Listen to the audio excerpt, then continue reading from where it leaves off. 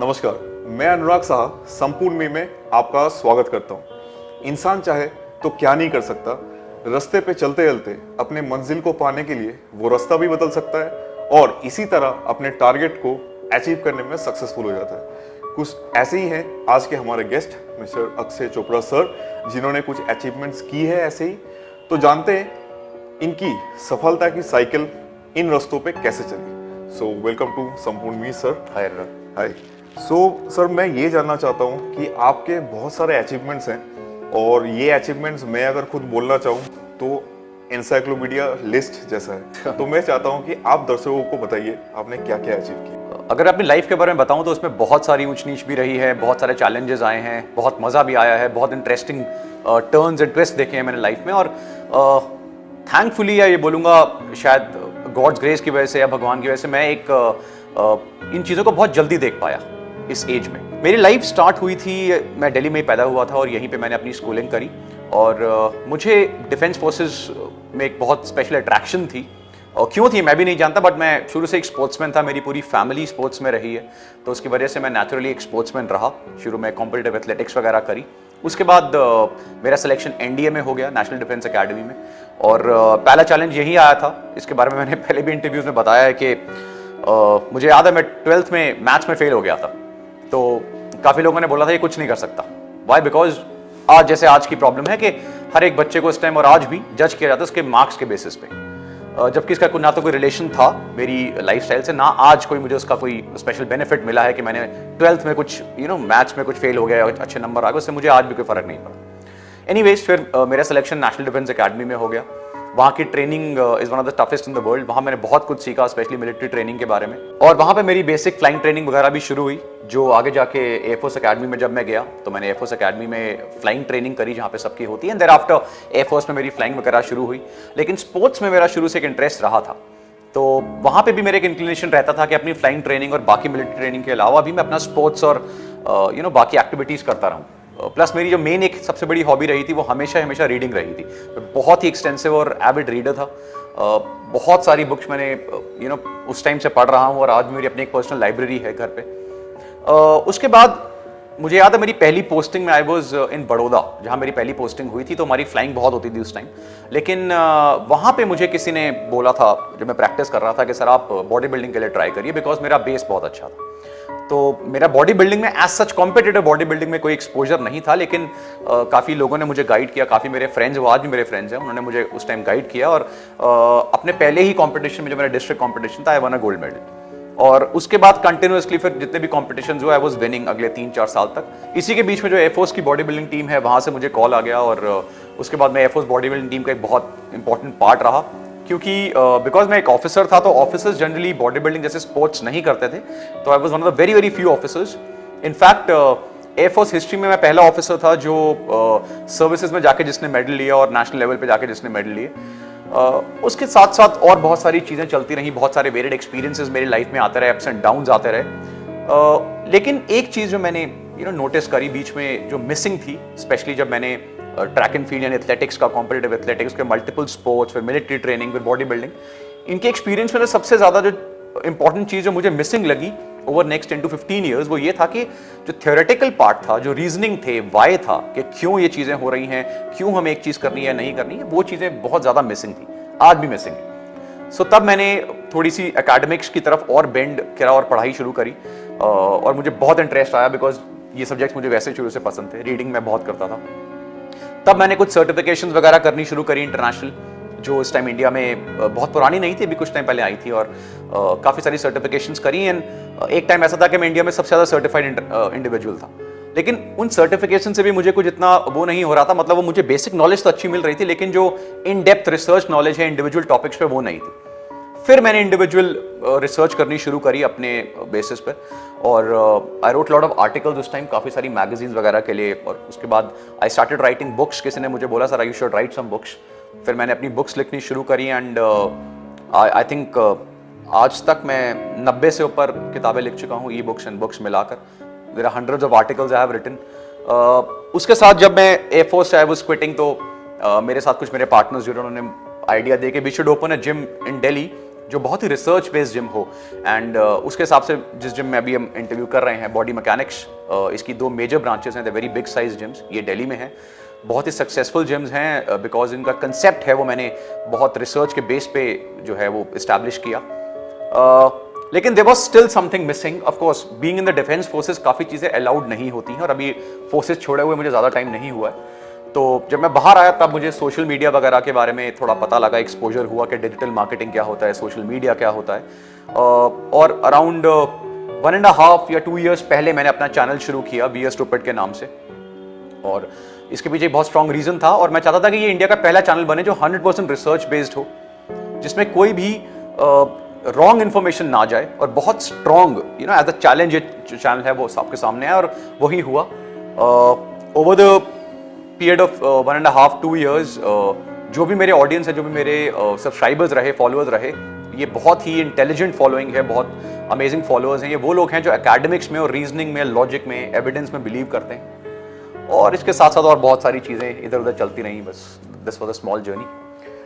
तो जैसे कि इन्होंने अपने बारे में बोला और ये नेवर एंडिंग लिस्ट है, और भी चीज़ें हैं इनके बारे में जो कि आप जान पाएंगे इनके बारे में अगर रिसर्च करते हैं तो क्वेश्चंस तो ऑडियंस के बिहाफ में मैं क्वेश्चन कर रहा हूँ इनको।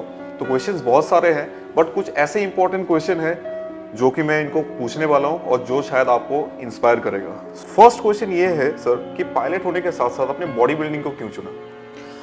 एक्चुअली लाइफ में ना कुछ ऐसे ट्विस्ट एंड टर्न्स आते हैं जिसमें आपको चुनना नहीं पड़ता। ओके। मैंने आपको बताया मेरा शुरू से जो पैशन था वो स्पोर्ट्स था।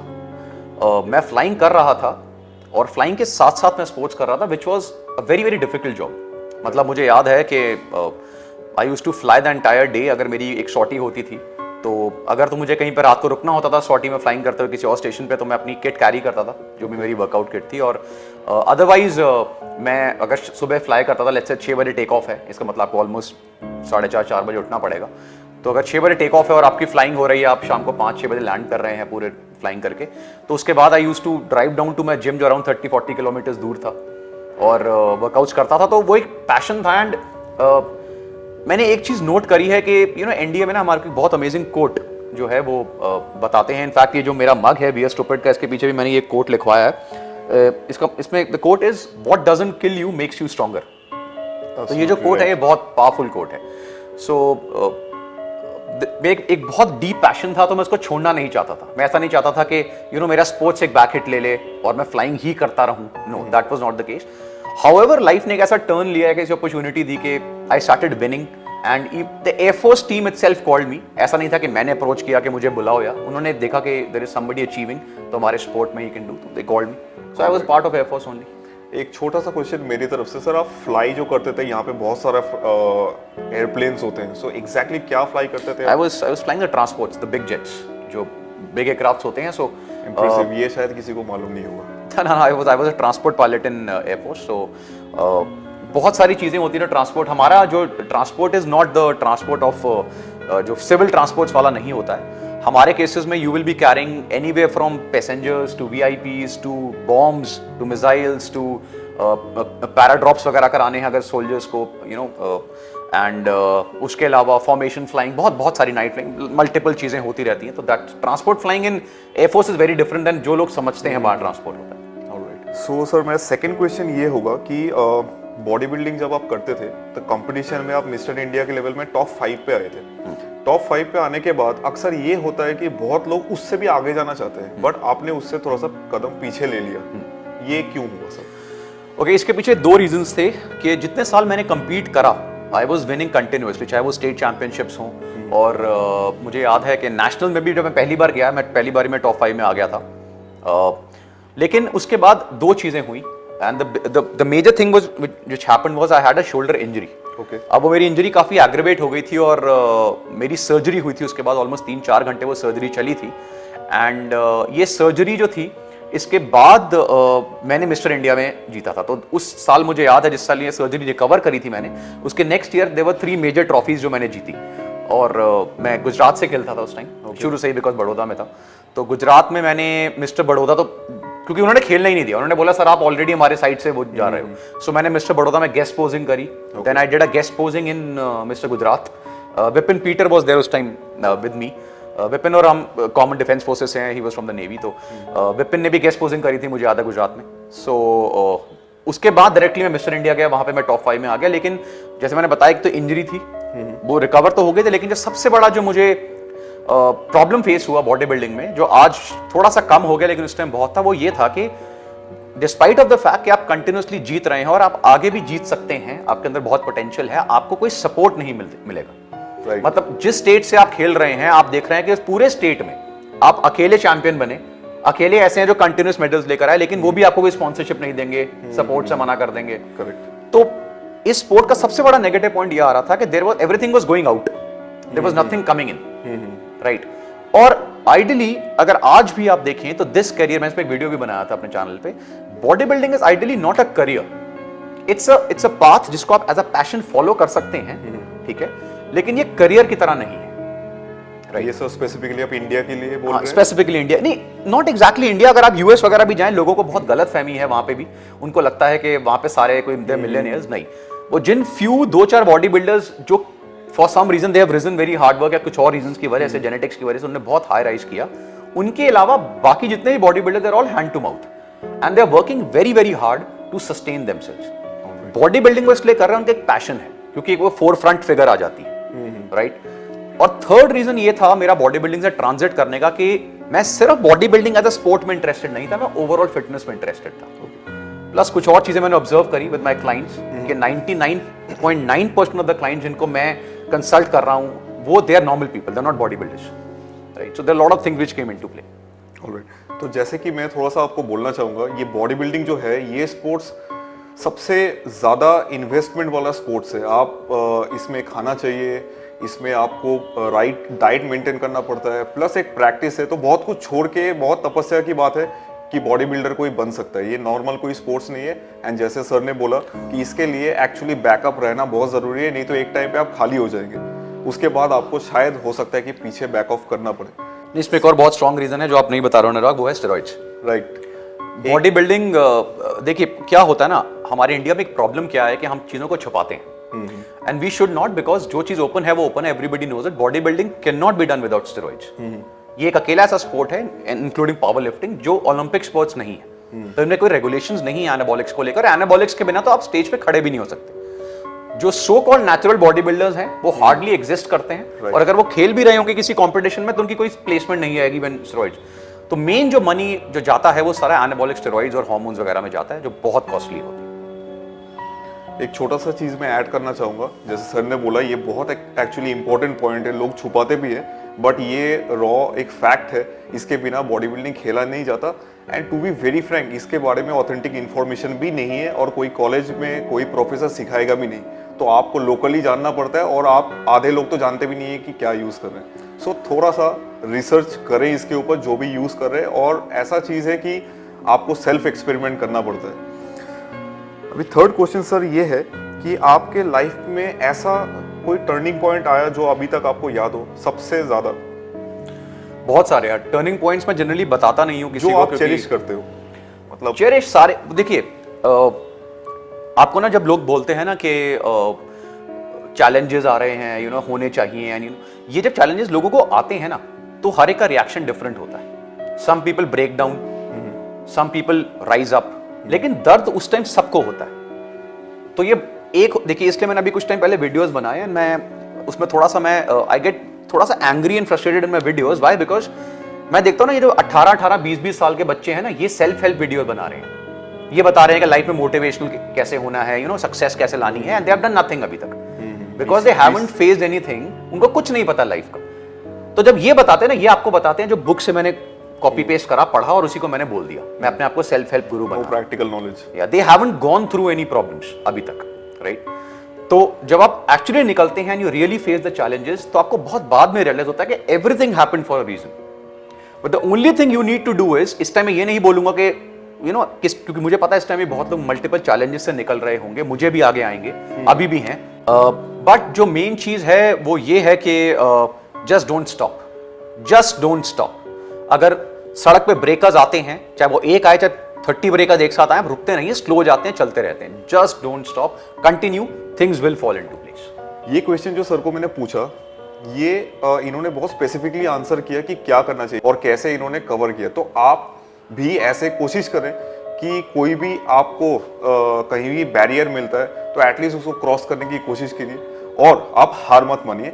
इस क्वेश्चन का एक्चुअल इंस्पिरेशन यही है कि आप हार मत मानिए और आगे बढ़ते रहिए। अब मैं फोर्थ क्वेश्चन की तरफ जाता हूँ, जो सर आपको बॉडी मैकेनिक्स आपने जिम ओपन किया है। सो बॉडी मैकेनिक्स, ये शायद मैं रिलेट कर रहा हूँ कि बॉडी मैकेनिक्स क्या है, बट ऑडियंस को आप जरा बोलिए कि बॉडी मैकेनिक्स का जो कॉन्सेप्ट है ये कैसे आया और क्या करता है एग्जैक्टली।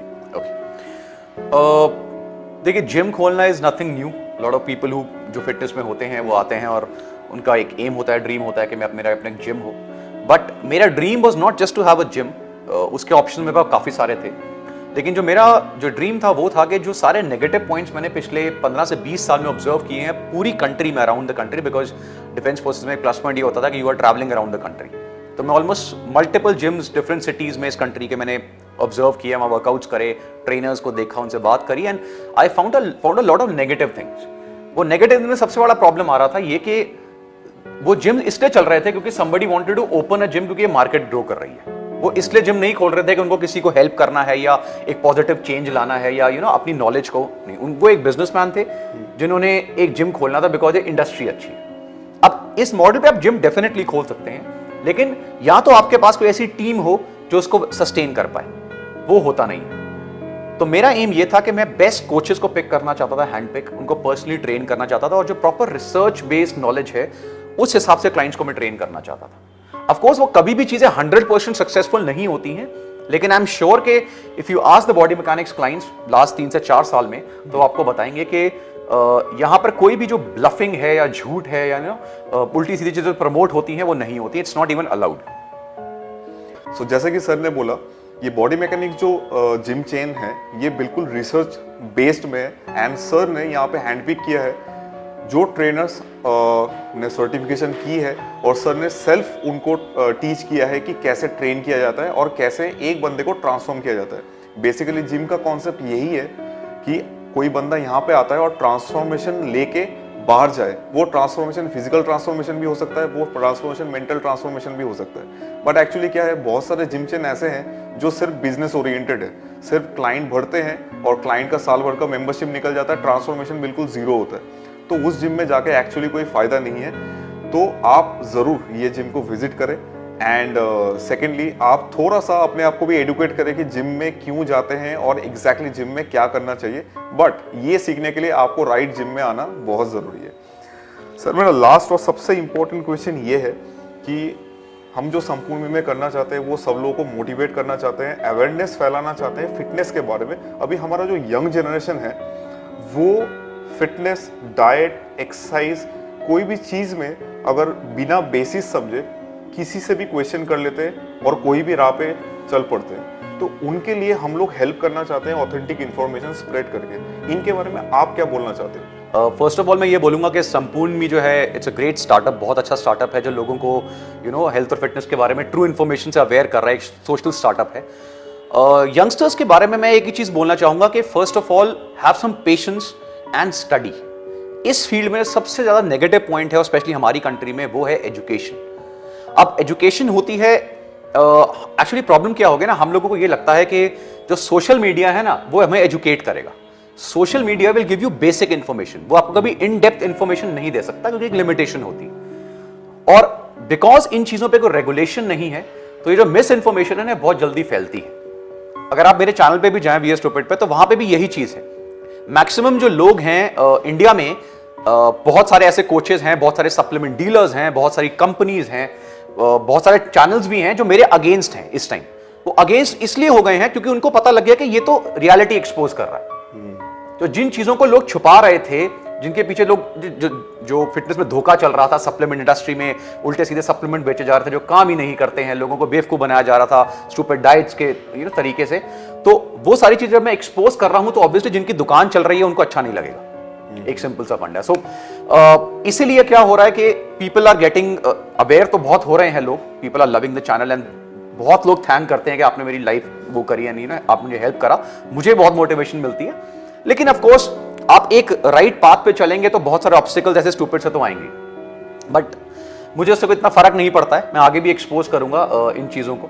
सो मैं यंगस्टर्स को यही बोलना चाहूंगा कि before you take any step, before you want to get into any field, अगर आप किसी भी फील्ड में लाइफ में जाना चाहते हैं, लेट्स से फिटनेस में एंटर करना चाहते हैं या न्यूट्रिशन में करना चाहते हैं, उस चीज के बारे में स्टडी करिए। और स्टडी में टाइम चाहिए, चीजों को एकदम कंक्लूड नहीं करा जाता है, थोड़ा टाइम लीजिए, उसको इन डेप्थ जाकर रिसर्च के बेस पे स्टडी करिए, एविडेंस के बेस पे स्टडी करिए। हमारे यहाँ पे एक मेन प्रॉब्लम जो आती है फिटनेस न्यूट्रिशन में, वो आती है जो बाबा जी का वो या गुरु जी की वो होती है ना वाणी, जिनके ऊपर कोई लॉजिक एविडेंस तो है नहीं साइंटिफिक, लेकिन लोगों ने बस एक बना रखा है कि नहीं, अगर उन्होंने बोल दिया है तो ये सही है। नहीं, फिटनेस और न्यूट्रिशन ऐसी लाइंस हैं जिनमें चीजें प्योर रिसर्च एविडेंस के बेस पर होती हैं। अगर रिसर्च और एविडेंस नहीं है तो इन मैक्सिमम केसेस वो ब्लफ कर रहे हैं, और सेल्फ मेड और ब्लफ नॉलेज दुनिया में बहुत फैली हुई है। अगर आप वो फॉलो करेंगे you will always be wrong, और उस हिसाब से ना तो उसमें करियर बना सकते हैं और खुद भी मिस इन्फॉर्म्ड रहेंगे।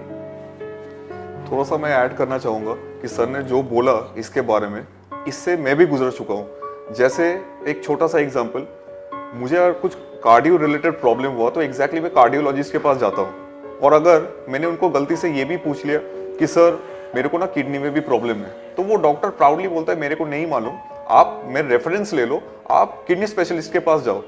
But coming back to fitness, अगर फिटनेस का कोई मेरे को क्वेश्चन आ जाए, हम किसी से भी क्वेश्चन पूछ लेते हैं, किसी से भी, और बिना कोई लॉजिक के वो अगर कोई आंसर भी दे देता है, अगर उसका बॉडी थोड़ा सा अच्छा हो तो हम बिलीव भी कर लेते हैं। तो ये कॉन्सेप्ट अभी इंडिया में चल रहा है, बट ऐसा नहीं है। फिटनेस में बहुत स्टडीज है, स्टडी करना पड़ता है। यहाँ पे ह्यूमन बॉडी, फिजियोलॉजी, काइनेसोलॉजी, बहुत सारे चीज है, उसका बेसिस पढ़ना पड़ता है, एंड देन आप एक क्वालिफाइड फिटनेस प्रोफेशनल को ही पूछ के इसका हल निकाल सकते हो।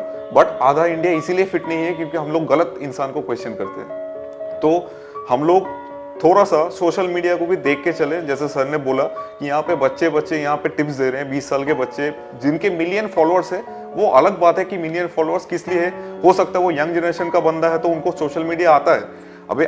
अभी हमें आता नहीं है, हमारे मिलियन फॉलोअर्स नहीं है, but we are qualified enough. But followers के बेसिस पे हम लोग अच्छे इंसान को बोल नहीं पा रहे, या टारगेट नहीं कर पा रहे, या वो इंसान हमें सुनना नहीं चाहता, इसी वजह से कि फॉलोअर्स कम है या जैसे भी हो। तो आप थोड़ा सा अपने आप को एडुकेट कीजिए। सो आप जब कोई ऑथेंटिक इंफॉर्मेशन फिटनेस के चाहते हैं तो एग्जैक्टली आप पहले उनका बैकग्राउंड पूछिए, जिससे पूछ रहे हैं उनसे थोड़ा सा वाई क्वेश्चन करते रहिए, लॉजिक ढूंढिए। एक बार लॉजिक लगे तभी उसको अप्लाई कीजिए, बिना जानकारी के आप कुछ अप्लाई मत कीजिए, क्योंकि आप लाइफ के साथ खिलवाड़ करेंगे। नहीं तो फिटनेस एक इन्वेस्टमेंट की तरह है, आप इससे खिलवाड़ नहीं कर सकते। इवन म्यूचुअल फंड्स भी हम लोग कोई स्पेशलिस्ट को पूछते तो फिटनेस के बारे में क्यों नहीं पूछते। तो जैसे कि आपने देखा, आज का एपिसोड हमारे लिए बड़ा ही इंटरेस्टिंग रहा, और ये एपिसोड को देखने के बाद आप इंस्पायर्ड होने की कोशिश कीजिए और अपने टारगेट को भी सेट करके उसके तरफ आगे बढ़िए। तब तक के लिए आज का एपिसोड मैं खत्म करता हूं, और सर को मैं थैंक यू बोलता हूं। Thank you for coming our show. And ऐसी ही संपूर्ण पर्सनैलिटी को देखने के लिए आप बने रहे हैं संपूर्ण मी के साथ। Thank you.